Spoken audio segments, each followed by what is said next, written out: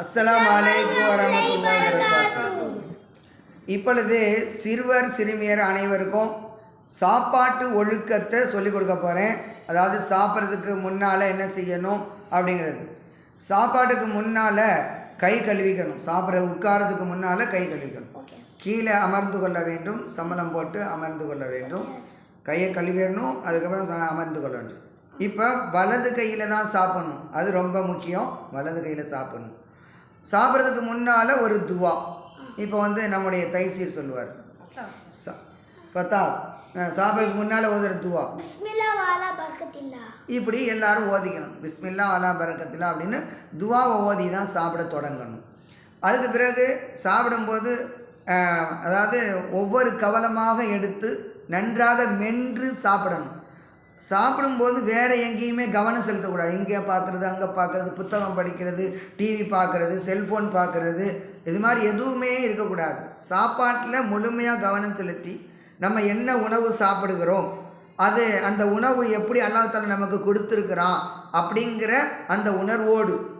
எத்தனையோ பேருக்கு உணவு இல்லாமல் சிரமப்படுறாங்க. அப்படிப்பட்ட நேரத்தில் அல்லாஹ் நமக்கு உணவை கொடுத்துருக்குறான் அப்படிங்கிற அந்த நன்றி உணர்வோடு அந்த உணவை சாப்பிடணும். முழுமையாக கவனம் செலுத்தி சாப்பிடணும்.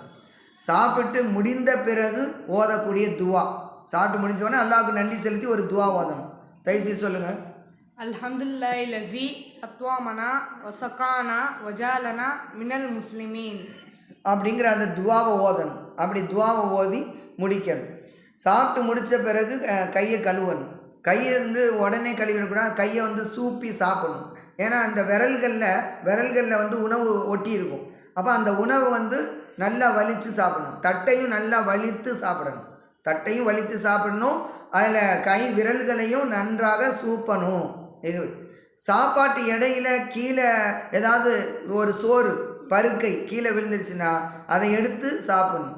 அது தரையில் இருந்துச்சுன்னு சொன்னால் அதை சுத்தம் பண்ணி சாப்பிடணும். சுப்ரா விரித்து சாப்பிடும்போது அந்த சிரமம் இருக்காது. அப்படியே எடுத்து சாப்பிட்டுக்கலாம். ஆக இந்த ஒழுக்கத்தை பேணி நம்ம சாப்பிடணும் இன்ஷா அல்லாஹ். ஓகேயா? இதை பார்க்கக்கூடிய சிறுவர் சிறுமியன் அனைவரும் இந்த ஒழுக்கங்களை பேணி சாப்பிட வேண்டும். நபி ஸல்லல்லாஹு அலைஹி வஸல்லம் அவர்கள் நமக்கு காட்டி தந்த அந்த சுன்னத்தான வழிமுறையை நம்முடைய அன்றாட வாழ்க்கையில் பின்பற்றுவதற்கு ஒவ்வொருவரும் உறுதி கொள்ள வேண்டும் இன்ஷா அல்லாஹ். உறுதி கொள்றீங்களா? இந்த ஒழுக்கங்களை பேணி சாப்பிடுவீங்களா இன்ஷா அல்லாஹ்?